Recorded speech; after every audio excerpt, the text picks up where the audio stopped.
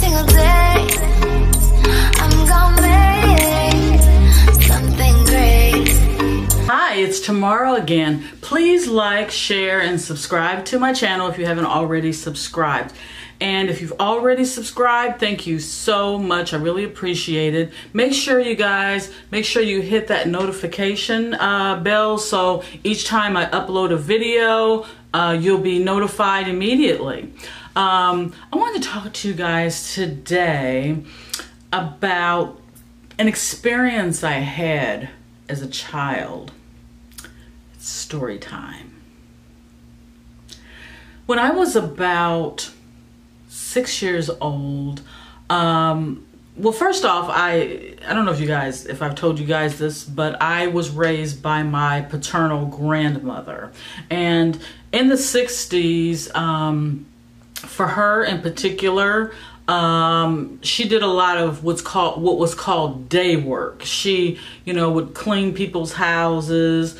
She would do laundry, ironing, that sort of thing. And she also worked part-time during the school year. She worked at a school as a teacher's assistant. But in the summer times, she didn't have a babysitter to watch me, so she would take me to work with her. Well, this one house in particular, she only went there once a month, and boy was I glad.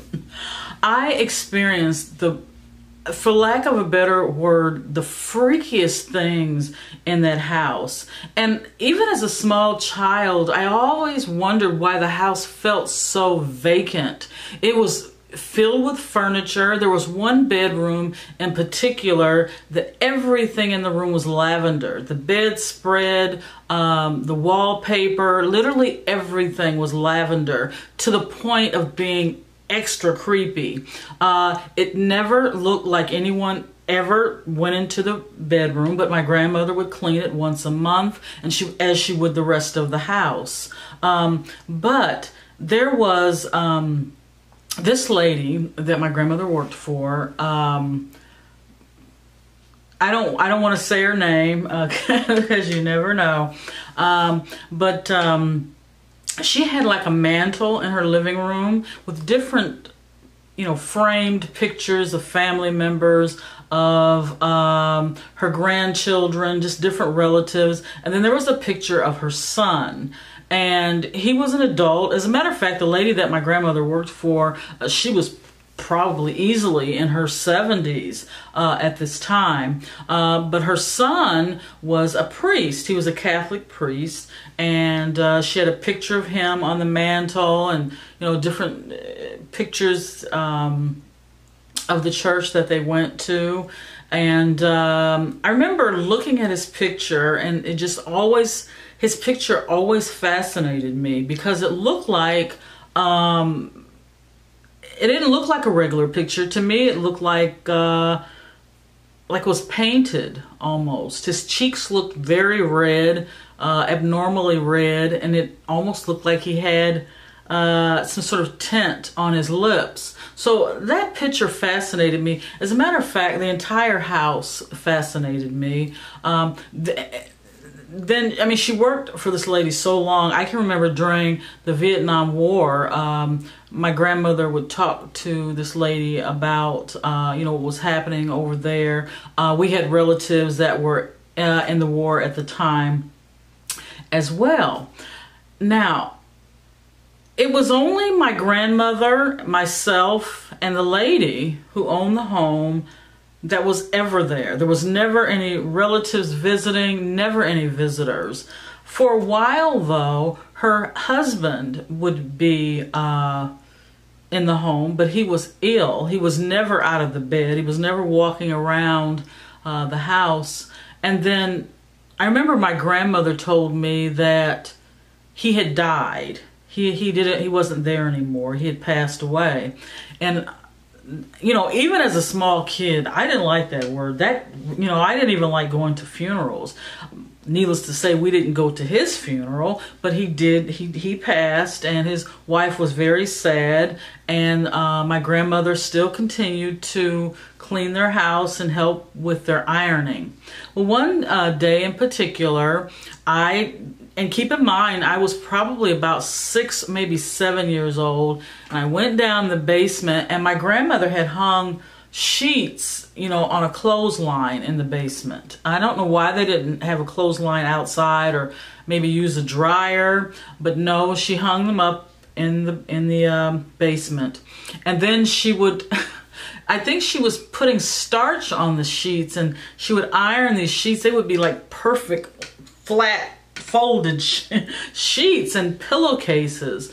Well, my grandmother sent me down in the basement to check on the clothes to see if they were dry, which was unusual because my grandmother never asked me really to do anything. It just wasn't her style. She was a perfectionist, and she did things according to her own terms, her own way of doing things. But she sent me down there, and I proudly went down the stairs, and I caught something on the side of my on my peripheral vision, and it was a shadow, and I turned to look to see what it was, and on the other side of the sheets there was, and I even laugh when I tell this story because it sounds ridiculous. I saw what looked like a female, and she was very short, very slender. I wouldn't even say she was, I don't know her exact height, but she was close to my height. And it was obviously an adult, a grown woman. She was just very slender and very short in stature. As a matter of fact, I don't know if you guys have ever heard of this actress that was married to Burt Reynolds. Her name was Judy Carn. She looked like Judy Carn because when I saw her in the basement, she just sort of walked past the sheets on the other side, and she never lost eye contact with me. And it was the weirdest thing. I didn't understand why she was there. At first, I thought she was a visitor. She was in solid form. She just was very small in stature.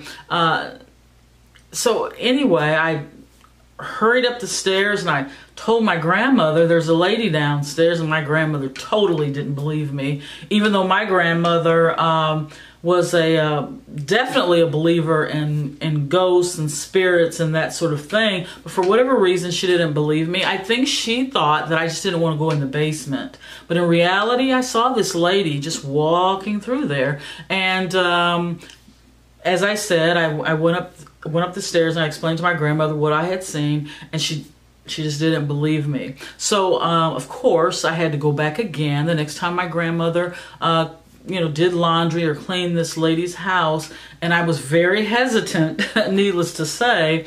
And so this lady had maybe 15 rooms, not including the bathroom and not including even the kitchen. This was a really big house, and I can remember there was 2 ways you could come up the stairs to the second level. There was 2 staircases, and my grandmother was dusting in one of the bedrooms. I think she was in the lavender bedroom, the bedroom that was never ever used, but my grandmother was in there dusting. And so I came up the stairs because I had to go to the restroom. So I was coming back from the restroom up the stairs, and I clearly saw her husband laying in the bed. I clearly saw him, and he was trying to raise up. He was actually raising up to tell me something, and I darted out of that room so fast.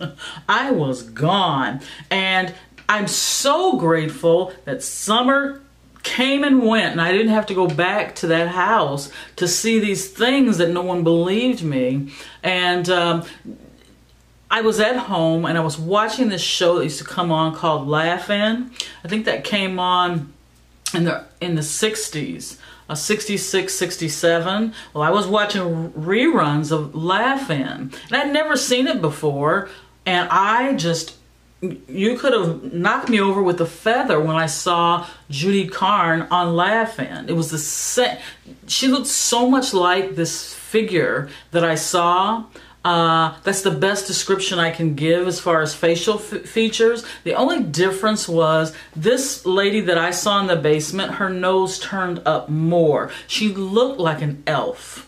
And I'm always reserved to say that because it sounds so ridiculous, but I saw it, I lived it, I witnessed it, and I'm telling you guys about it. So that's all I have. But I never forgot it. I never ever forgot that experience. And to this day, when someone tells me that they saw something, they saw a ghost, a spirit, or whatever it is that they claim they saw, my first instinct, my knee-jerk reaction is to believe them. So I hope you guys enjoyed this story, and I'm glad I got it off my chest. I'm glad I got a chance to tell it to someone. This is Tomorrow again. I hope it doesn't scare you guys too much, but I'm wishing you the best of the best. Enjoy your day. Enjoy your evening. Mwah. Thank you.